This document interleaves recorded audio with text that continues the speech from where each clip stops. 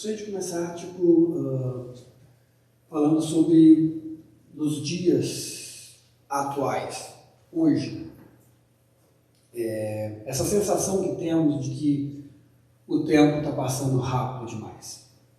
Todos nós, quando a gente tem contatos e começamos a conversar e falar sobre a semana, domingo passado a gente estava aqui tendo um almoço e hoje já é domingo de novo e a gente começa a entrar numa velocidade muito rápida.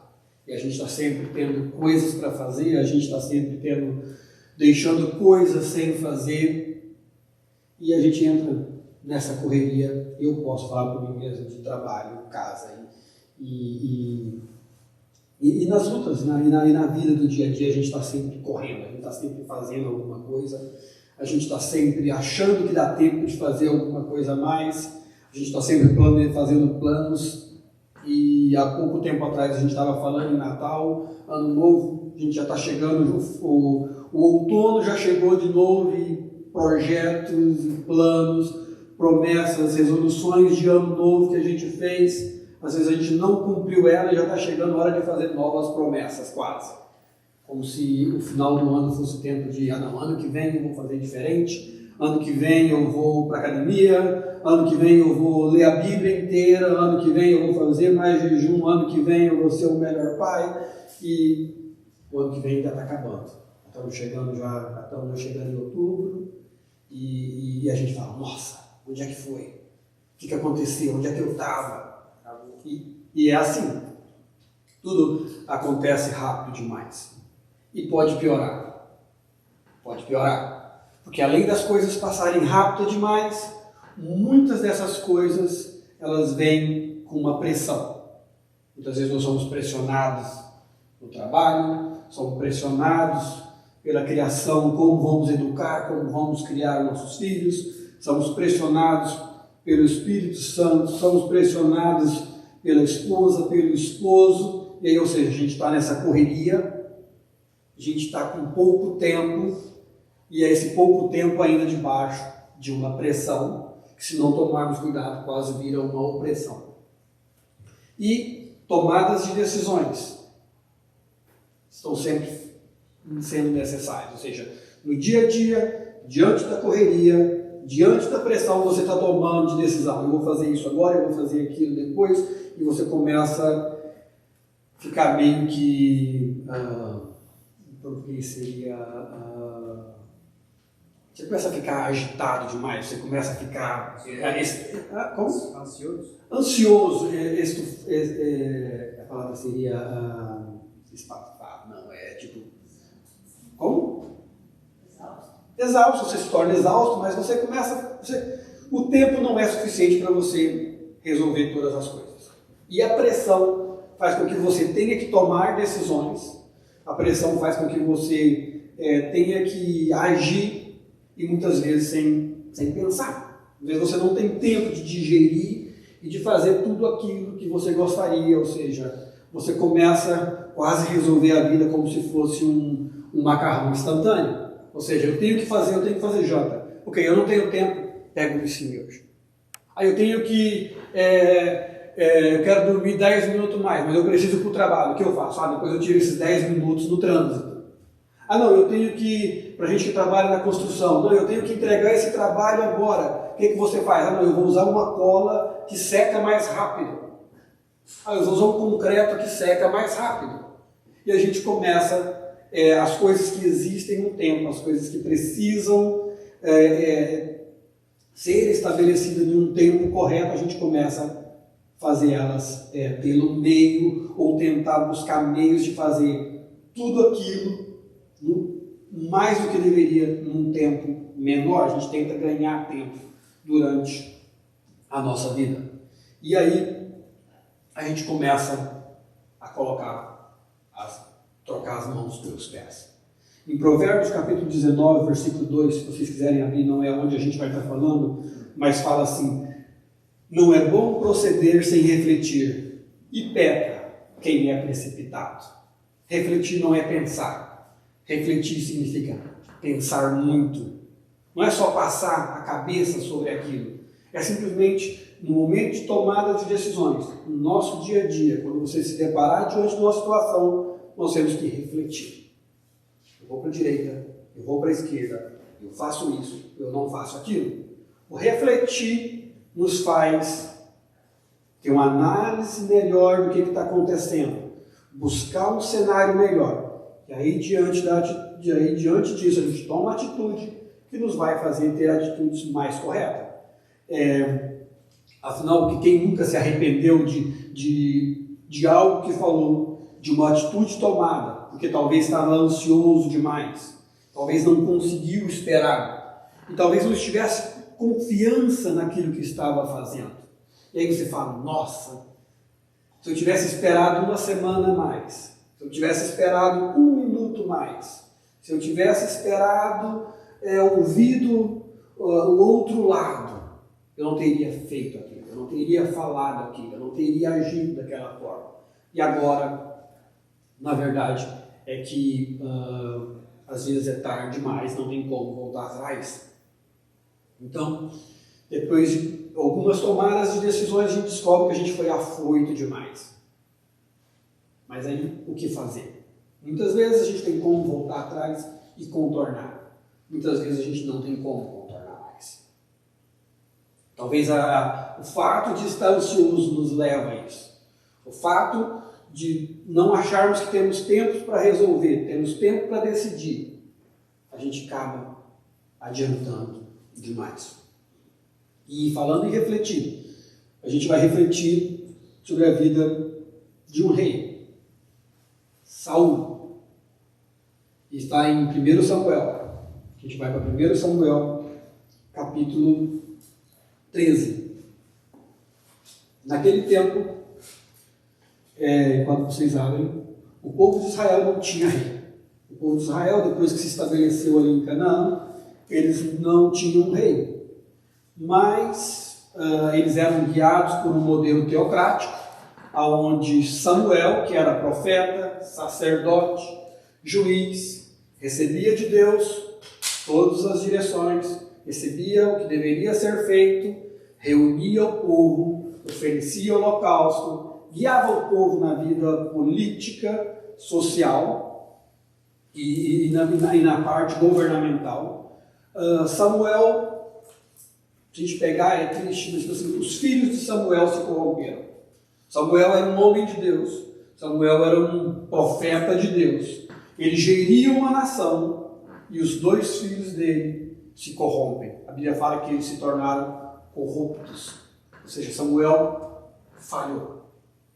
Diante da falha de Samuel, o povo de Israel olha e fala, nossa, Samuel está velho.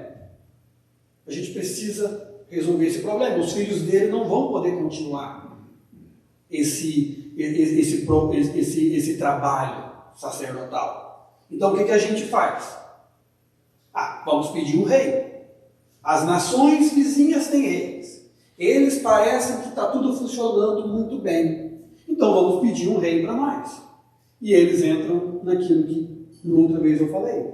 Eles querem parecer todo mundo. Só que eles esquecem que eles estavam diante de um modelo diferente. Eles foram uma nação tirada do Egito por Deus, viveram todo o deserto com Moisés, ou seja, eles sempre tiveram um líder espiritual. Eles não eram guiados como as outras nações, eles não viviam debaixo do mesmo modelo político e do mesmo modelo espiritual que as outras nações. Eles eram um governo teocrático, eles eram um governo que recebiam de Deus e passavam para o povo. Eles não tinham uma organização política iguais às nações. Mas não, no momento de dificuldade, no momento que eles viram que com os filhos de Samuel não davam para continuar, o que eles fazem? Não, vamos buscar em Deus, vamos buscar em Deus um novo profeta, vamos exigir o conserto desse povo. Não, a gente vai espelhar em outras nações. A gente vai pegar o modelo dos filisteus, a gente vai pegar o modelo dos amonitas, vamos pegar os modelos dos jebuseus, vamos pegar qualquer modelo e vamos trazer para nós, e vamos trazer para Israel. E aí eles vão até Samuel e falam, queremos um rei. Queremos um rei porque é assim que as nações do lar estão fazendo, é assim que as nações de lá estão fazendo, e lá está tudo muito bom, lá está tudo muito bonito, e é essa vida que nós queremos. Queremos um rei para nos representar. Queremos um rei que saia diante de nós. E aí Samuel fica realmente chateado, Samuel fica decepcionado, mas o Senhor fala: é o rei que eles querem, vamos dar um rei para eles. E aí Deus fala para Samuel: eles não estão rejeitando a ti, Samuel, eles estão rejeitando a mim. Ou seja, a atitude de pedir um rei, que para eles estava ligada muito mais ao profeta, a questão natural, a questão pessoal. Na verdade, por trás daquilo estava a rejeição do modelo que Deus tinha estabelecido. Ou seja, às vezes a gente olha as situações de uma maneira muito terrena, muito simples, mas dependendo de como a gente vai agir, a gente está rejeitando algo muito superior. Estamos rejeitando o próprio Deus. Em todo caso, Saul é levantado. A Bíblia fala que Saul era um homem bonito, era alto, e em Israel não tinha homem tão bonito quanto Saul. Ou seja, aqui dá para ver que o povo foram, na hora, pedindo um rei já era errado. E aí, para escolher um rei, eles escolhem um rei baseado em aparência. Escolheram um homem que era mais alto do que todos e era o mais bonito de Israel. Ou seja, agora eles estavam bem representados. Agora tinha ali um cara realmente no nível de que eles precisavam. E tudo isso mostra a rejeição a Deus e a busca pela aparência. Em todo caso, e sem falar na questão política, porque quando a gente olha a divisão das 12 tribos de Israel, Saul é da tribo de Benjamim, que era a menor tribo de Israel, mas ela estava bem no meio de Israel. Era uma tribo que agradava tanto as tribos do sul quanto as tribos do norte. E aí a gente começa a ver, ou seja, eu troco um governo, eu troco um caminhar com Deus por uma aparência bonita, por uma estatura, por uma questão política geográfica. E aí, tudo muito bonito no modelo terreno. Tudo muito bonito e que poderia funcionar talvez de maneira de sucesso com nações ímpias. Mas para o povo de Deus, a receita é diferente.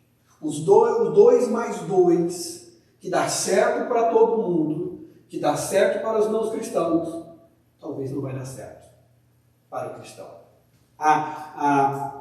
O dicionário, a bula, a maneira como Deus age e como Deus exige dos cristãos, dos fiéis, não é o mesmo padrão estabelecido no mundo.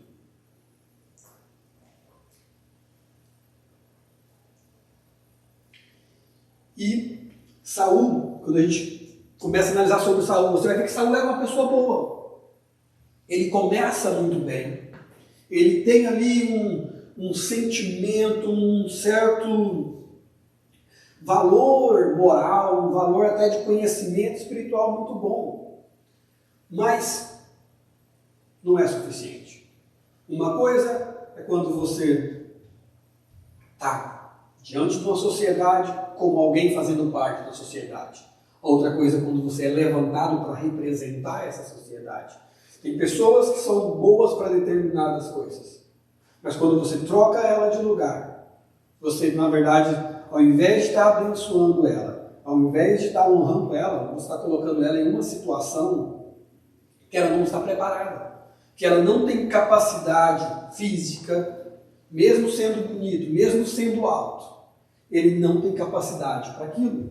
E aí a gente vai vendo também que Saul, quando ele foi levantado rei, que ele estava escondido. Ele estava ali provavelmente assustado com tudo aquilo. Eles tiveram que ir lá e buscar ele no meio da bagagem, trazer ele e falar: você é o rei. E ele aceitou tudo aquilo. E ele se torna rei. E agora está ali. Alguém que não foi preparado, alguém que não foi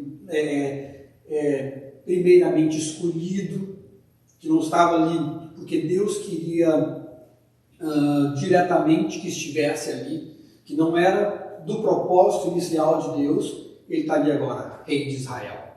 E agora ele recebe.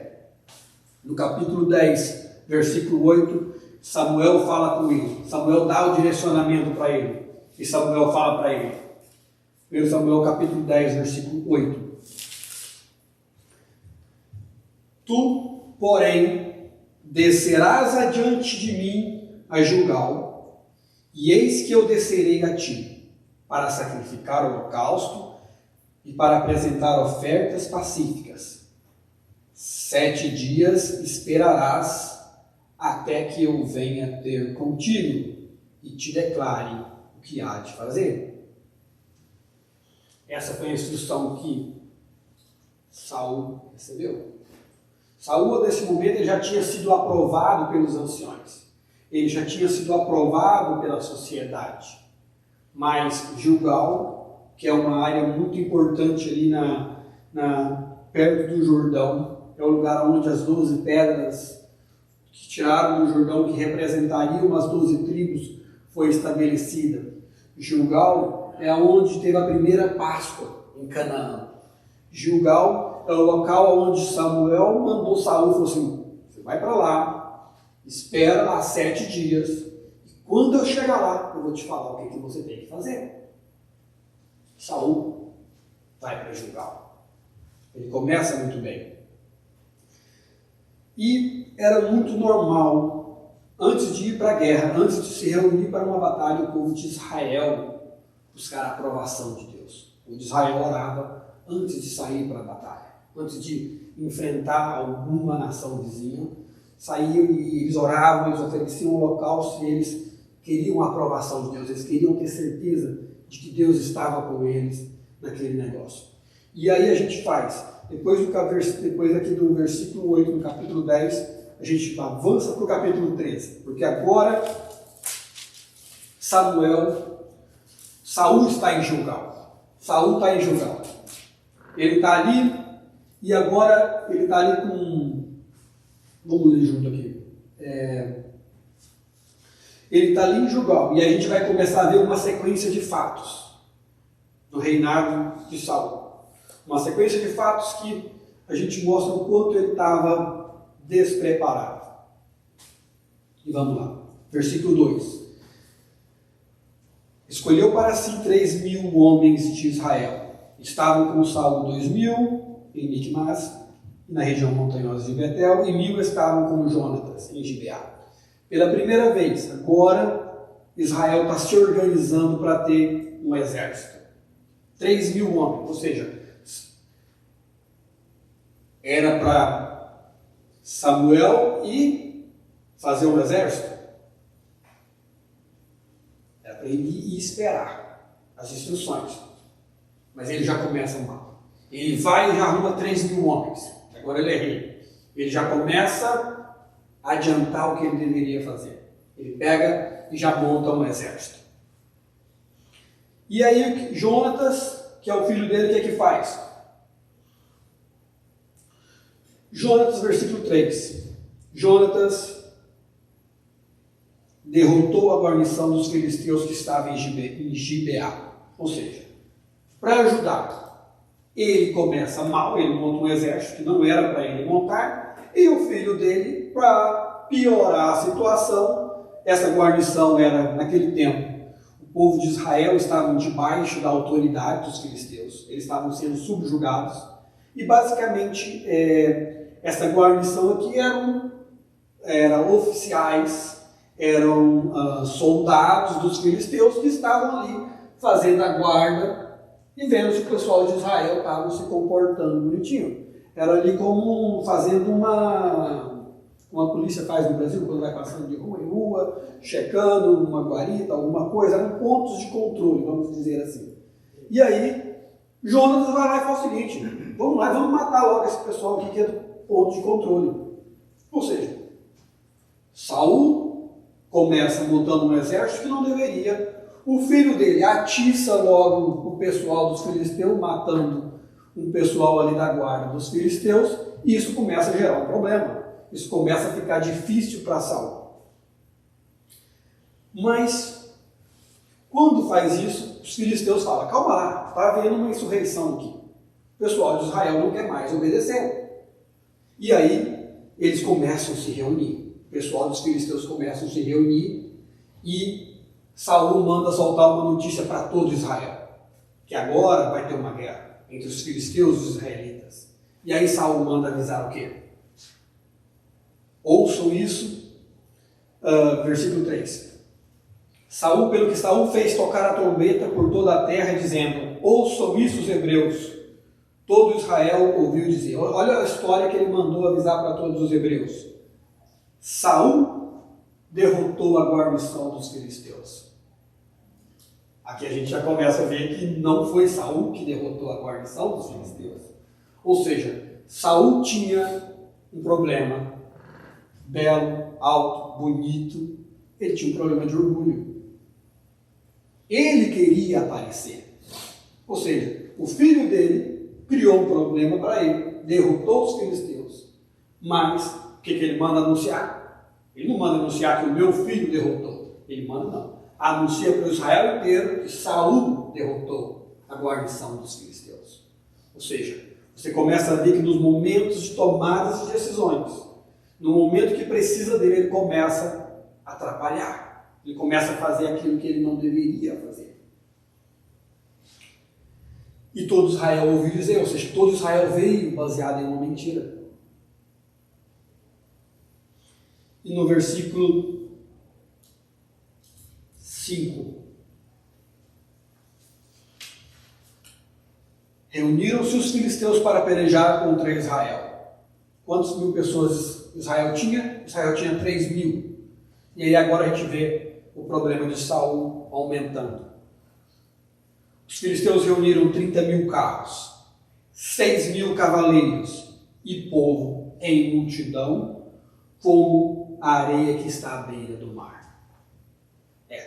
É só isso que ele tinha que enfrentar com os 3.000 homens dele agora. Agora ele tem que enfrentar todo o exército filisteus. Naquele tempo, e aí com um problema, um agravante. O fato de estarem subjugados, o povo de Israel estarem subjugados diante dos filisteus, o povo de Israel não era permitido ter armas. Aqui foi o primeiro desarmamento que houve na história contada. O pessoal de Israel não poderia, se a gente pegar no final do versículo, no versículo 19, a gente vai ver, ora, em toda a terra de Israel nenhum ferreiro se achava, porque os filisteus tinham dito, para que os hebreus não façam espada, nem lança. Ou seja, agora você está no meio de uma guerra, você tem 3.000 pessoas. Do outro lado tem 30.000.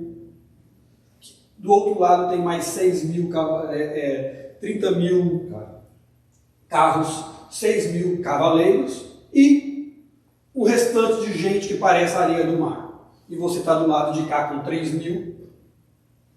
E naquele tempo tinha 4 armas em Israel. A gente pegar e começar a fazer uma análise maior, a gente vai ver que tinha 4 armas. Saul tinha, o escudeiro de Saul tinha, Jonatas, que era o filho de Saul, também tinha, e o escudeiro também. Não, então essa é a situação. O negócio está feio. A pressão está subindo. E ele é rei. E ele tem que se apresentar. E ele sente a necessidade de se apresentar. Ele sente a necessidade de aparecer. E ele vai ter que tomar decisões. Ele vai ter que tomar mais decisões. E essas 3.000 pessoas que falam que estão com ele, que essas 3.000 pessoas que estão com ele começam a fazer. Quando eles descobrem que Jonatas ali foi lá e derrotou a guarnição dos filisteus, essas 3.000 pessoas ficam animadas, certo? Não. Essas 3.000 pessoas os 3.000 soldados deles começam a fazer o quê? Vamos para o versículo 6 do capítulo 13. Veio dos homens de Israel que estavam em apuros. O povo estava se apertando, o negócio estava ficando frio. O que eles fizeram? Esconderam-se pelas cavernas, e pelos buracos, e pelos penhascos, e pelos túmulos, e pelas cisternas. Isso. Os 3.000 soldados que estavam do lado de Saul fazem isso. E quem conhece o livro um pouquinho mais, vai ver que a situação estava tão feia que o povo hebreu não poderia tocar em defuntos. Quem tocasse em defuntos ficavam impuros, no mínimo por 7 dias. E eu não sei se esses túmulos aqui estavam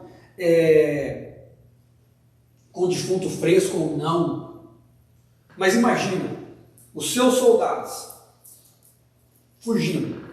Você olha para o outro lado, aquele mar de gente, e você olha para o seu grupo, que já era menor, agora todo mundo começa a correr. Agora todo mundo começa a fugir, começa a se esconder. E aí vamos tentar fazer uma aplicação pessoal, porque parece que é algo muito longe. Mas imagina como deveria estar o coração de Saulo. Será que ele estava dormindo bem nesses dias? Será que ele estava se alimentando bem? Como é que estava o coração dele? Isso parece conosco? A gente precisa tomar uma decisão. A gente precisa fazer alguma coisa. E a pressão começa. E o dia vai chegando. E você precisa sair com uma resposta. Você precisa da aprovação. E você precisa comparecer. E como que a gente faz? Isso é algo para a gente refletir, porque em todas as fases da vida a gente vai ter essa dificuldade. Mas o que era para Saul fazer? Esperar. Esperar parece tão... Você lê o capítulo, você lê o versículo e fala, vai para lá, fica 7 dias e espera. Espera porque Deus vai chegar e vai aprovar. Mas não é tão fácil. As circunstâncias ao nosso lado, ela começa a nos pressionar, ela começa a nos apertar, e a gente começa a ceder um pouquinho. Eu vou dar uma ajudinha, eu vou fazer isso, eu vou fazer aquilo. E a gente vê que a Bíblia está cheia, principalmente nós, os homens temos trabalhado ali com os patriarcas, e nós temos vendo que todas as vezes que o homem vem ou a mulher vem tentando dar uma ajudinha para resolver uma promessa de Deus, o problemão que acontece. Nós temos o caso de Agar com Abraão. É só para dar uma ajudinha aqui. Deus vai resolver o problema. E aí resolve ali da maneira que eles acham, que deve ser feita. Ou seja, essa ajudinha para Deus tem custado caro, tem gerado muito problema. Porque muitas vezes o que Deus tem falado espera. Vai e espera. O problema é que nós não conseguimos ouvir de Deus. Nós não sabemos se ouvimos de Deus. E aí muitas vozes falando. Todo mundo falando. E você na correria do dia a dia. A gente começa a dar uma ajudinha. Eu vou adiantar porque quando Deus chegar, quando Deus autorizar, eu já estou na frente já. E na verdade isso simplesmente está mascarando uma falta de fé, está mascarando uma autoconfiança na nossa capacidade de resolver problemas ou de adiantar os problemas. Mas é isso aí. Versículo 5, nós já passamos, versículo 6. E aí também versículo 7, também alguns dos hebreus passaram o Jordão para a terra de Gade e Gileade. Ou seja, eles estavam na beira do Jordão, os filisteus estão do outro lado, ou seja, basicamente, Jordão, os filisteus, o que eles fazem? Além de correr na cisterna, nos buracos, eles atravessam o Jordão e ficam do outro lado. É assim, esse era o exército que estava com Saul. E aí o que Saul agora tem que fazer? Versículo 8. Esperou Saul 7 dias. Seguiu segundo o prazo determinado por Samuel. Não vindo, porém, Samuel a Gilgal, o povo foi se espalhando dali. O povo já estava se espalhando, já fazia tempo já. E aí Saul tem uma ideia muito boa. Saul fala, eu preciso da guerra, preciso da aprovação do Senhor. O que eu vou fazer? Então disse Saul, trazei-me aqui o holocausto. e ofertas pacíficas e ofereceu o holocausto. Aqui piora. Estava ruim? O negócio estava feio para o seu lado? Vai piorar. Não tem nada ruim que não possa ficar pior. E ele fez só o holocausto. Só isso. Nada demais. Mas de que tribo era Saul? Saul era da tribo de Benjamim. Qual era a tribo que Deus tinha ordenado para oferecer holocaustos? Para oferecer sacrifícios? Tribo de Levi. Ou seja, está tendo uma inversão de valores. Mas ela é cultural? Não. Ela é uma ordenança de Deus. Simplesmente assim. É uma boa intenção? Talvez. Mas é o que Deus ordenou? Não, não é o que Deus ordenou. E agora, Saul está diante do seu maior problema.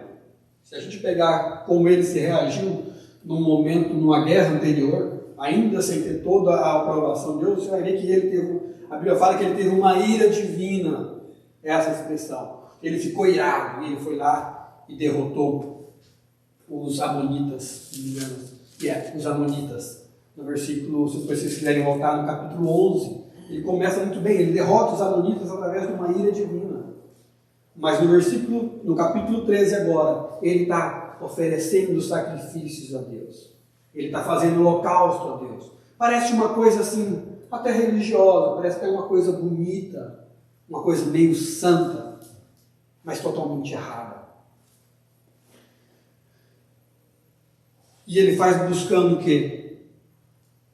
Buscando a aprovação de Deus. E aí o que acontece no versículo 10? É o que eu falei no início. Se eu tivesse esperado um minuto mais. Se eu tivesse esperado um dia mais para fechar aquele negócio. Se eu tivesse ficado calado 2 minutos mais. Se eu tivesse pensado. Se eu tivesse. Depois da flecha lançada, se eu tivesse, é tarde. A flecha saiu. Mal acabara ele de oferecer o holocausto, e eis que chega Samuel. Saul lhe saiu ao encontro para o saudar.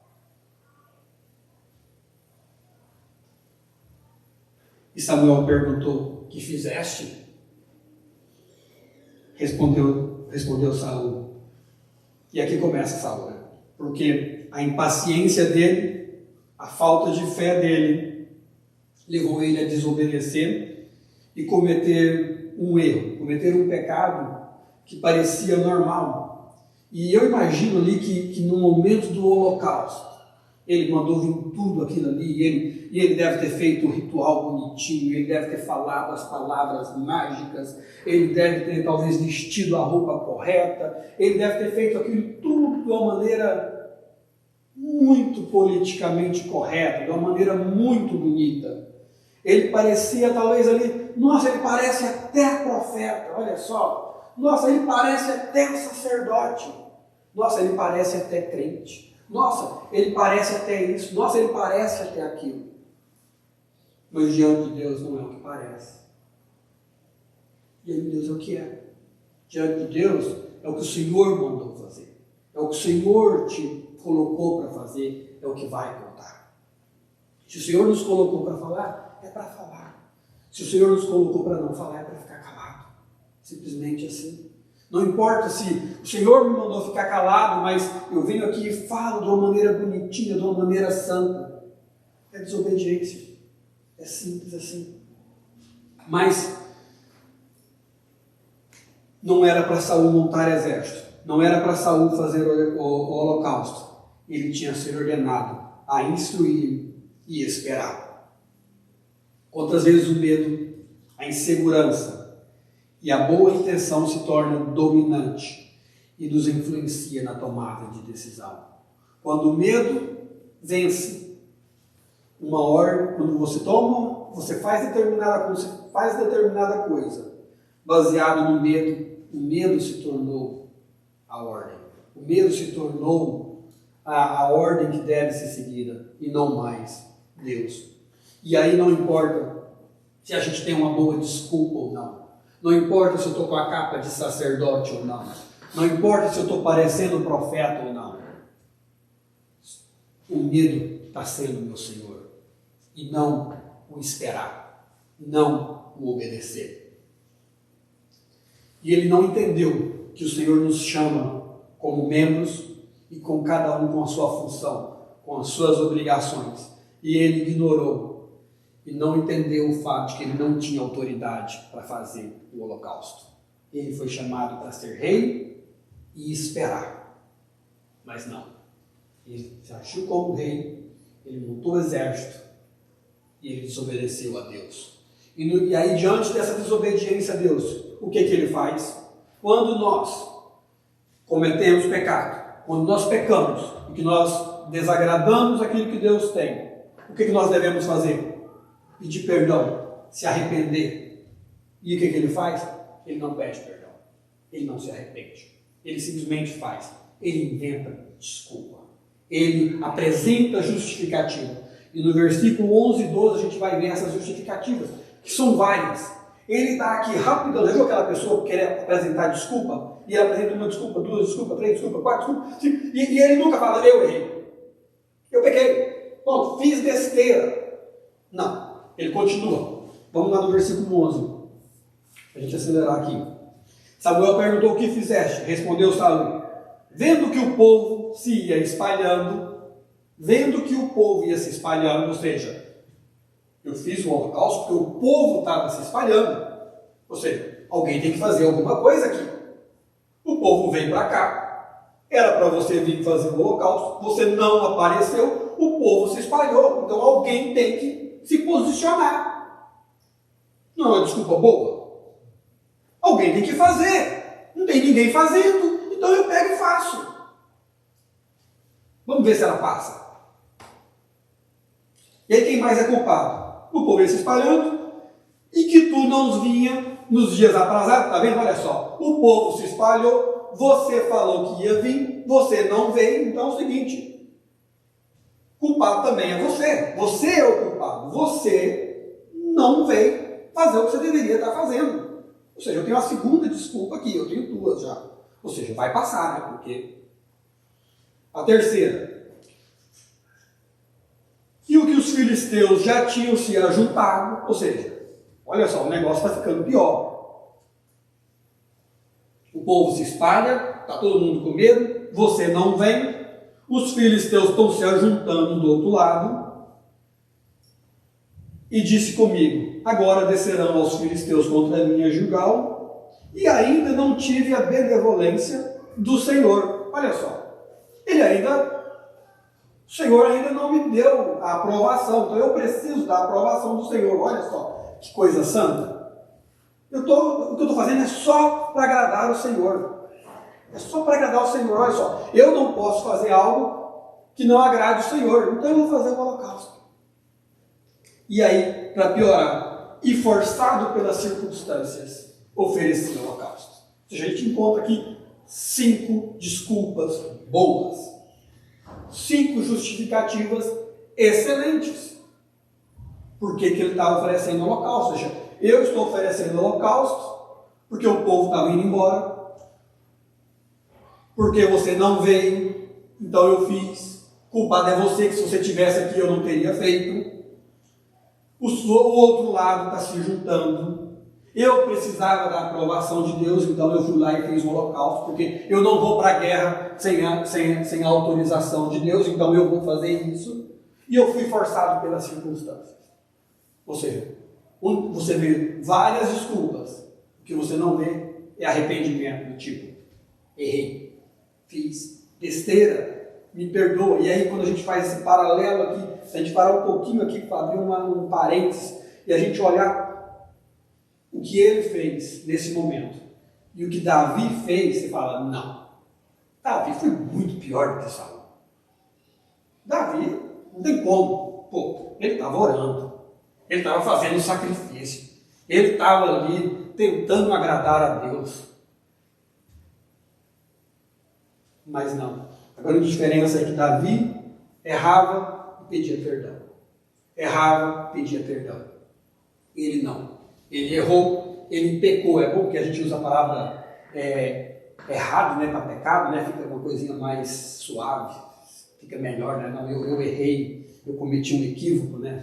Fica melhor, parece que soa melhor. A gente fala, não, eu pequei, fiz besteira, é pecado que eu fiz. Mas é isso. Diante do pecado dele, ele arrumava uma justificativa, ele arrumava uma desculpa. Davi, diante do pecado dele, ele pedia perdão. Falava, me perdoa. É assim. E aí a gente vai. Então disse Samuel a Saul, versículo 13: procedeste neciamente em não guardar o mandamento que o Senhor, teu Deus, te ordenou, pois teria agora o Senhor confirmado o teu reino sobre Israel para sempre. Ou seja, naquele momento, ali em Gilgal, o reino de Saul era para ser apresentado, era para ser confirmado por Deus.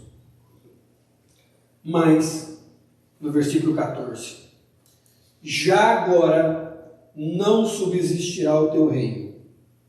O Senhor buscou para si um homem que lhe agrada, e já lhe ordenou que seja príncipe sobre o seu povo, porquanto não guardastes o que o Senhor te ordenou.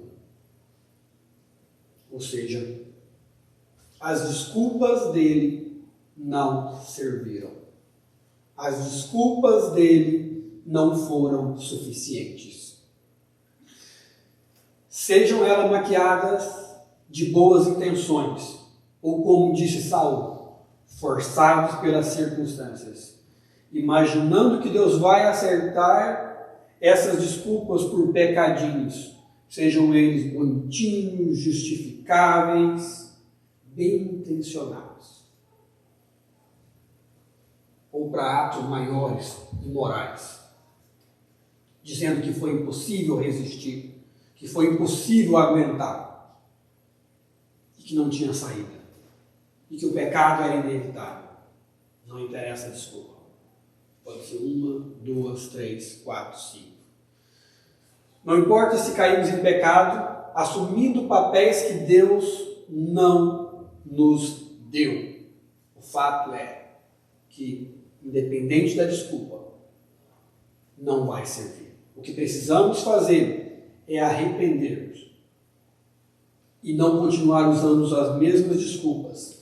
Porque assim como Saul inventou ali várias desculpas, assim como Saul tinha ali várias justificativas, assim como Saul tinha boas intenções, poderia até dizer, não foi suficiente para convencer a Deus.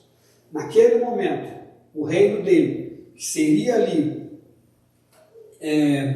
aprovado, o reino dele que poderia ser ali instituído, naquele momento ele perdeu o reino.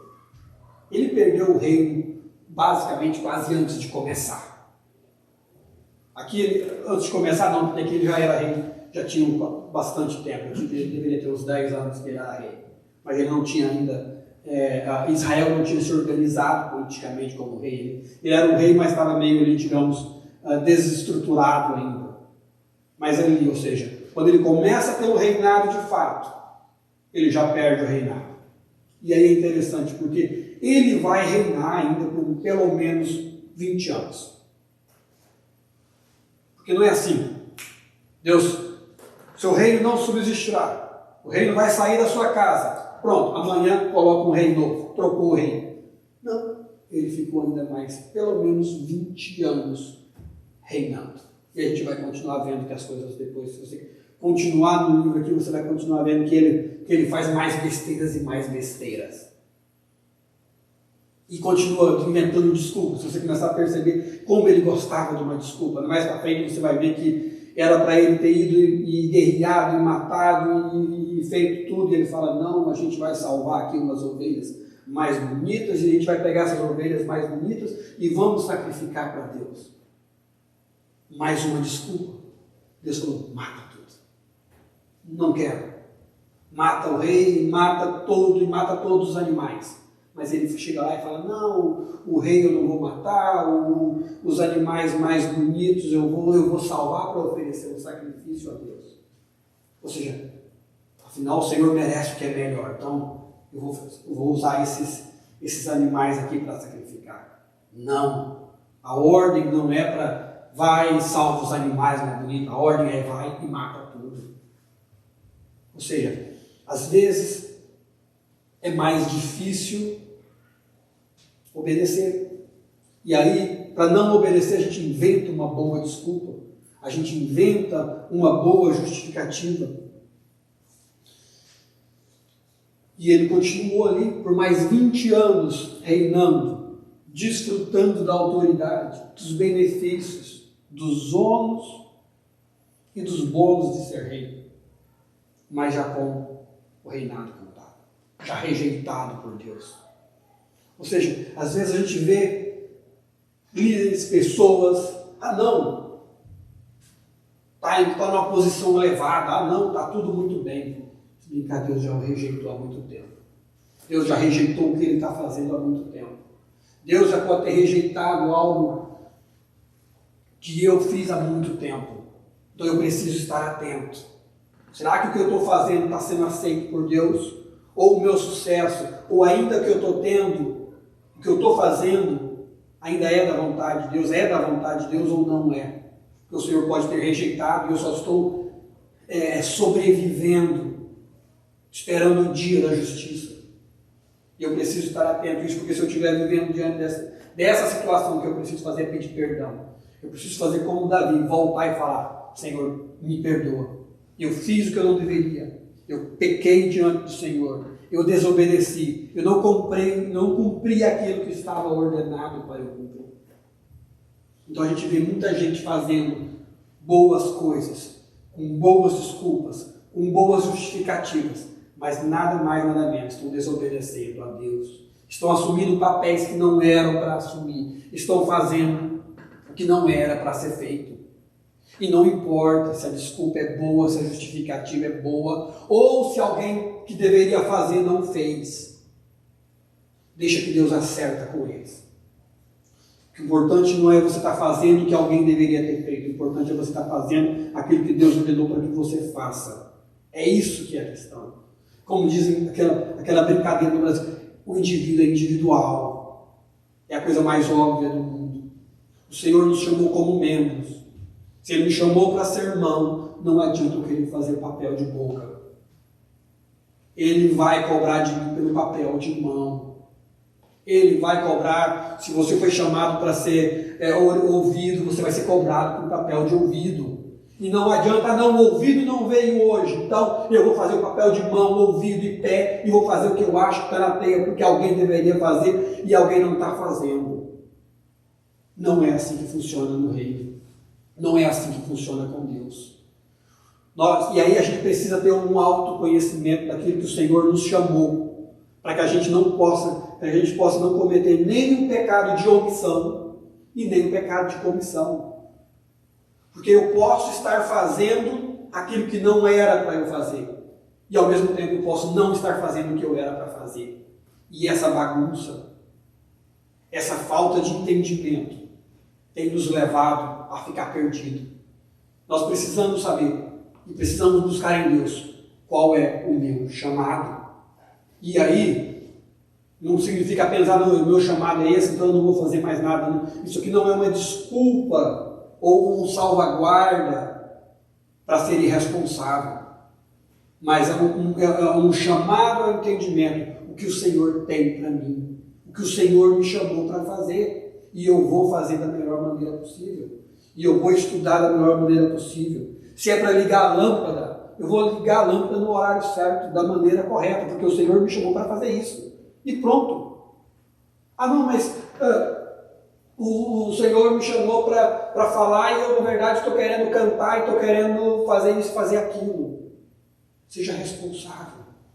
Entenda e tente descobrir, tenta entender qual é o chamado. Porque no momento que você entenda o seu papel como esposo, o seu papel como esposa, como pai, como adolescente, você vai obedecer a Deus, você vai fazer da melhor maneira possível. Porque as nossas desculpas não vai funcionar. Ela não vai justificar desobediência e falta de fé. No dia que apresentarmos ao Senhor, não vai adiantar fazermos igual Saul. Não vai passar. Não passou com Saul. E o princípio é o mesmo. Não vai passar comigo. Não vai passar com você. Não vai passar com a gente. Nós não somos mais bonitos e melhor do que Saul. O princípio é o mesmo. O princípio é o mesmo. Ah, não, mas nós estamos no tempo da graça. Não caia na conversa de abusar da graça. A Bíblia, ou você acredita na Bíblia, que ela tem princípios que valem para aquele tempo e para os tempos atuais, ou não venham relativizar a Bíblia, achando, ah não, agora eu estou no tempo da graça, ah não, agora é Novo Testamento, ah não, que agora é isso. Se enxergue. Fique atento. E por quê? Porque os dias difíceis virão. E a gente precisa estar alicerçado. A gente precisa estar com o conhecimento e entendimento daquilo que fomos chamados. Isso não quer dizer que seja fácil, mas é algo necessário para agradarmos a Deus. Precisamos estar realmente conectados, em uma fina conexão com Deus, para não sairmos colocando o cavalo, o boi na frente dos carros. Devemos estar atentos às situações, às oportunidades que nos aparecem e principalmente devemos estar mais ligados ainda no momento de pressão, que assim como foi com Saul, assim também vai ser conosco. Ou diante das nossas tomadas de decisões, ou nós seremos aprovados ou seremos rejeitados. As nossas atitudes serão aprovadas ou rejeitadas. E a desculpa da boa intenção não vai ser suficiente. Porque de boa intenção, todo mundo sabe o resultado. A gente já fala, até no mundo, você sabe isso. De boa intenção, o inferno está cheio. Até no modelo secular está isso. E aí, para terminar, 1 Coríntios, capítulo 10, versículo 13. Para aqueles que acham que não dá, que não tem como e que é impossível. Não sobreveio a vocês tentação que não fosse comum aos homens. E Deus é fiel. Ele não permitirá que vocês sejam tentados além do que podem suportar. Mas quando forem tentados, Ele mesmo providenciará um escape para que o possam suportar. 1 Coríntios 10, 13. Isso significa que não vai ter desculpa. Se estamos passando por um momento de pressão, estamos precisando tomar uma decisão, o Senhor vai nos dar saída. O Senhor vai nos dar a sabedoria de como agir. Se é para esperar, vamos esperar. Não vamos sair colocando e fazendo, porque temos, fazendo ou não fazendo, simplesmente porque temos uma desculpa boa. E que o Senhor nos dê força, nos dê sabedoria, para que as nossas decisões façam com que sejamos aprovados por eles e que as nossas decisões sejam aprovadas por Ele, porque é isso que interessa. Dia que passar pelo fogo, dia que apresentar diante do Senhor, tem que ser algo que Ele nos ordenou, tem que ser algo que Ele pediu, que Ele ordenou que fizéssemos, e não o que nós achamos porque temos uma boa intenção ou uma boa desculpa. Amém?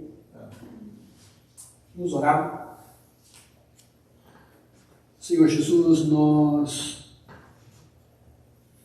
agradecemos, ó Pai, por este momento, ó Deus, agradecemos por que o Senhor trouxe para nós, ó Pai. É difícil, não é fácil, mas precisamos estar atentos, ó Deus. Que Teu Espírito venha nos acompanhar, ó Deus, nos momentos de decisões. Os momentos, ó Pai, em que a pressão subir e que tivermos que fazer alguma coisa, ó Pai, seja no trabalho, seja no casamento, na escola, nos adolescentes, seja como pai, Senhor, em família. Senhor, nos dê sabedoria, ó Pai. Nos dê clareza, ó Pai, daquilo que fomos chamados, ó Deus. Nos dê, ó Pai, capacidade, ó Deus, de entender, ó Pai, e de confiar em Ti, ó Deus. Aumenta a nossa fé, ó Pai. Aumenta a nossa fé para que nós não possamos sair por aí fazendo baseados em nós mesmos, ó Deus. Aumenta a nossa fé, ó Pai, para que no momento da pressão, no momento da dificuldade, a gente possa esperar, a gente possa aguardar, ó Deus. Aguardar, porque se isso foi o que o Senhor nos ordenou, que aguardemos. E que a gente não venha, simplesmente porque temos uma boa desculpa, fazer aquilo que nos dá na terra. Ser conosco, ser com cada família, Deus, ser com cada um de nós, em nome de Jesus que oramos.